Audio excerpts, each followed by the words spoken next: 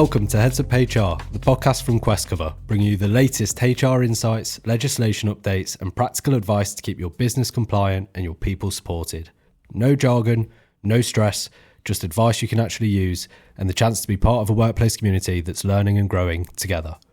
Hello, and welcome back to another episode of Heads Up HR. As always, I'm your host, Perry Johnson, and today we're going to be keeping with the recent Valentine's Day theme, but we're going to be exploring a different type of relationship, workplace relationships. So whether that's employee to employee or manager to staff, workplace relationships can really make or break a business. So that's what we're going to be covering today, hopefully giving some great guidance for managers on how they should be navigating workplace issues, workplace conflicts and workplace relationships.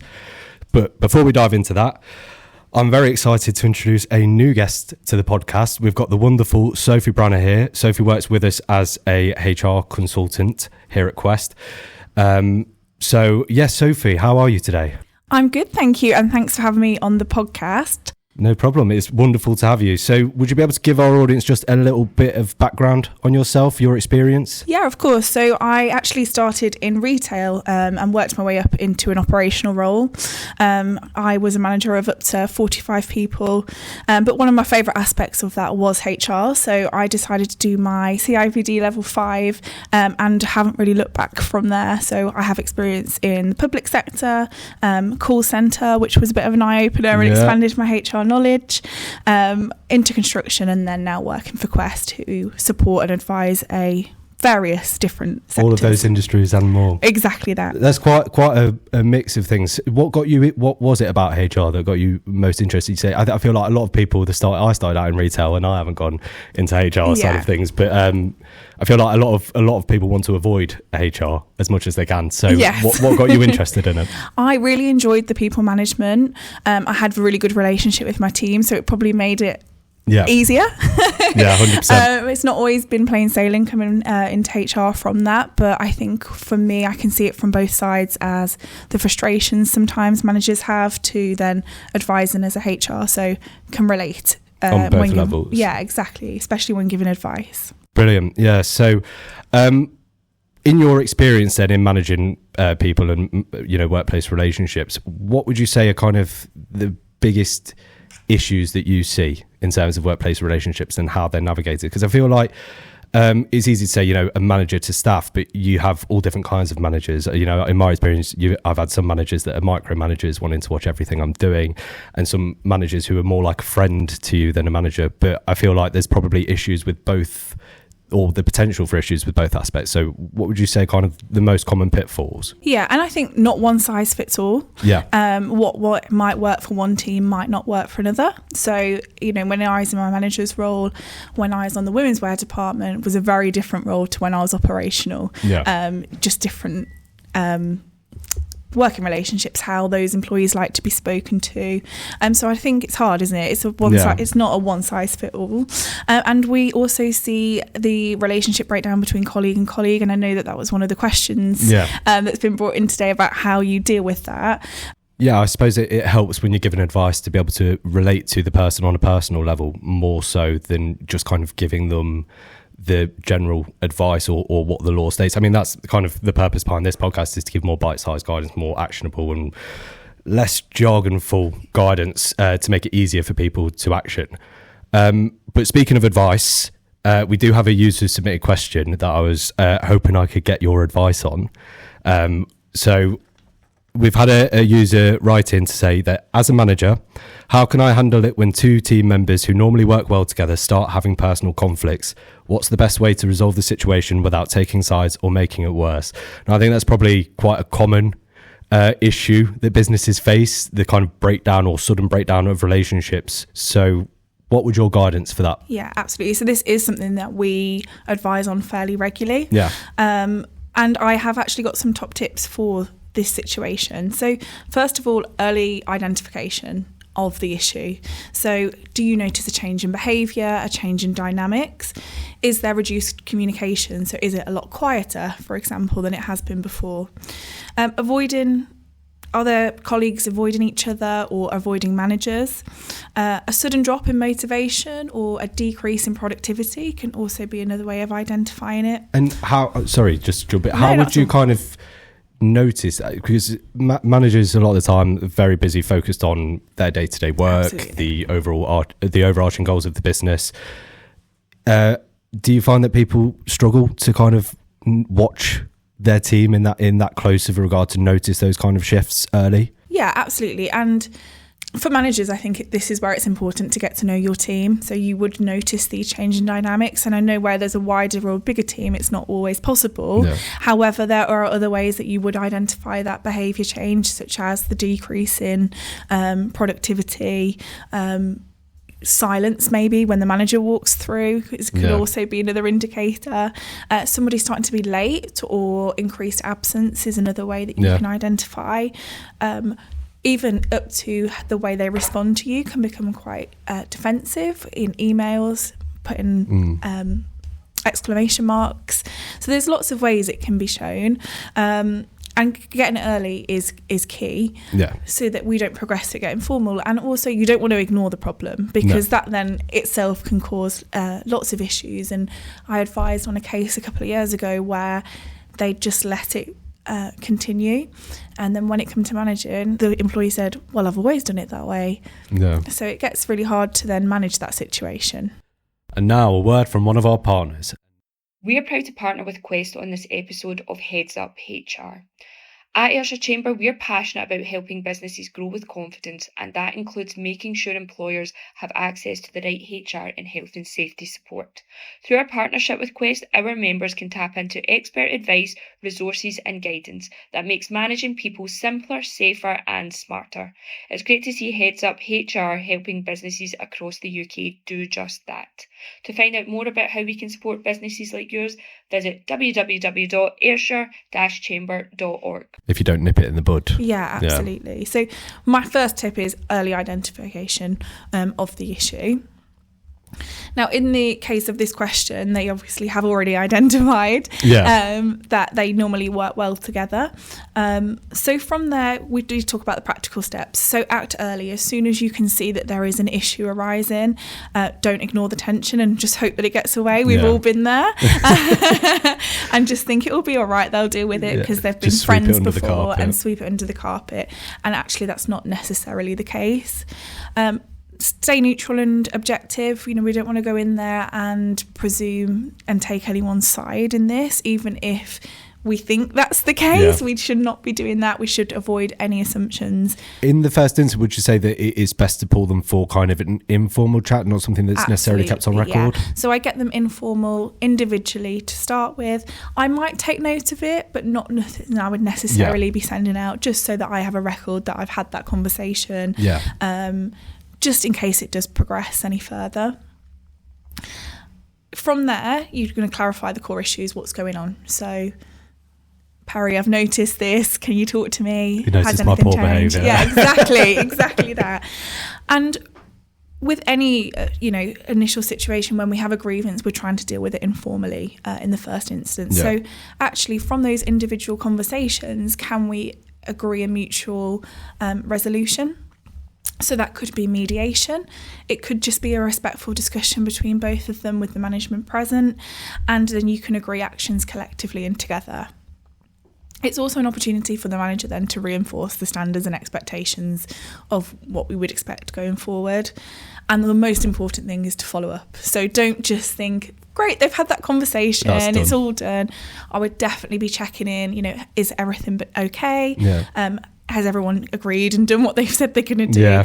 Or actually, is it still the same situation? And then how sort of often, or how I suppose early on from after you've had that conversation, would you seek to check in? I would say within a week or two, generally. I think it depends on how severe probably the situation was, or how many agreed actions there were within there. But I think a week to 2 weeks to just check in after that and say, is everything okay? Has the dust settled?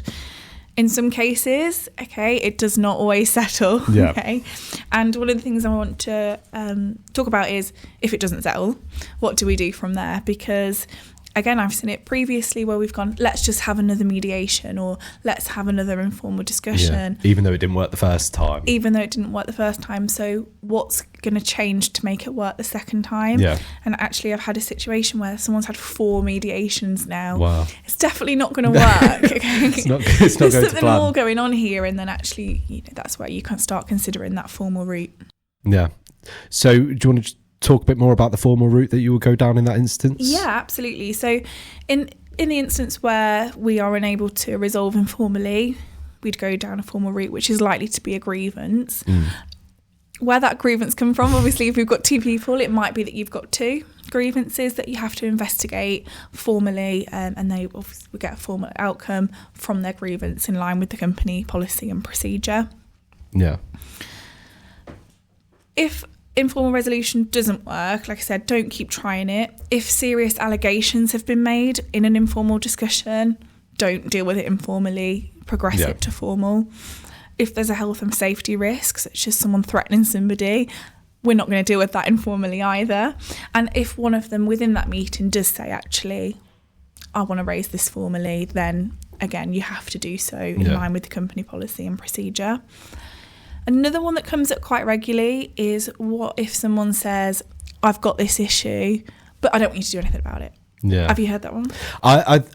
I've probably done that one myself. I'm just like, I just want you to be aware that there's this issue, but I don't. I think for me personally, in my experience, as an employee, is I don't want to cause issues. I don't want to rock the boat.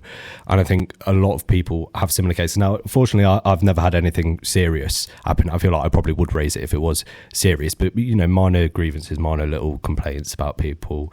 I think everyone has a right to moan about their work a little bit, just to let off some steam without wanting that minor issue to be escalated in some way.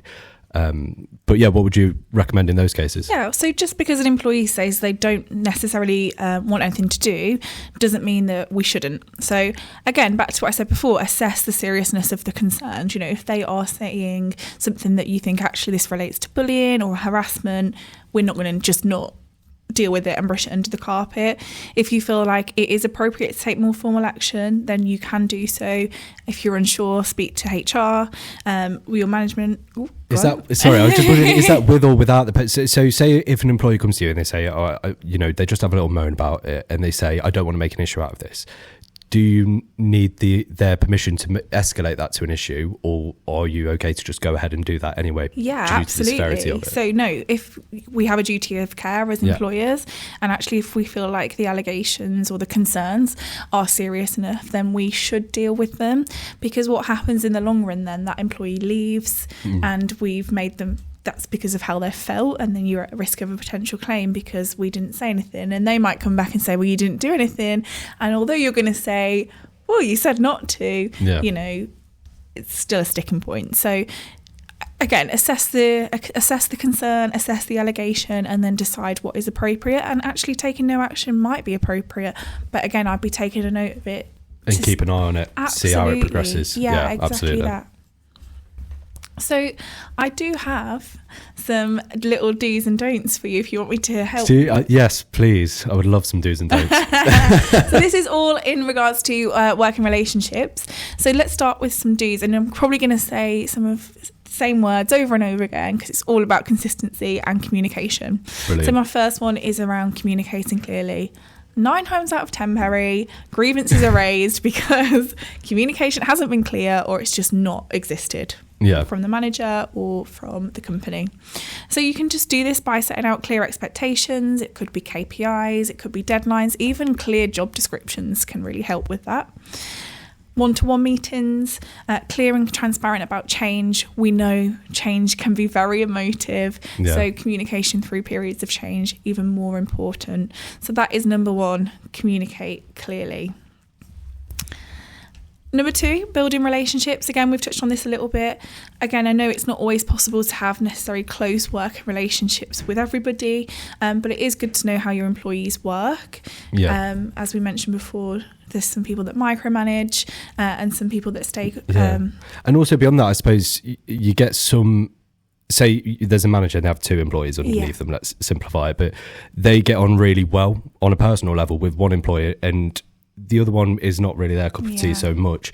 I suppose it would be hard in those situations not to have kind of some level of internal biases towards the one that you get on better with or would get on better with outside of work than the other one, but it's about being able to keep that in check. Absolutely. And make sure you are consistent, as your buzzword, consistent across how you're treating the employees, regardless of your personal feelings towards them. You're separating that work and personal relationship effectively, and not crossing that line into over-friendly, because then what you don't want is the other employee feeling at detriment or left out. So treating them the same and consistently, and that could be as well treating them the same when you're following a policy, when it comes to absences, pay reviews, things like that, treating them the same.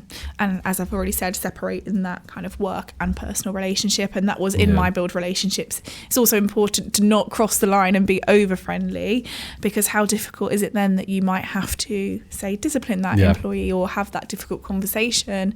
It makes that difficult conversation quite uncomfortable if you've overstepped that friendly mark. In your experience, would they kind of face more aggro, I suppose, from the employee if they have a close relationship with them and then they're suddenly trying to bring back their managerial responsibilities and take action on it? Would you say that when they have a close friendship, really, they've overstepped that kind of line, they get more kind of annoyed at them than you would see with... Yeah, and it definitely becomes more difficult to manage as well. Yeah. Repairing that after is even more difficult, because you've known them on a personal level. They might know things about you, and then you've kind of breached that relationship, so it all gets a bit awkward, doesn't it?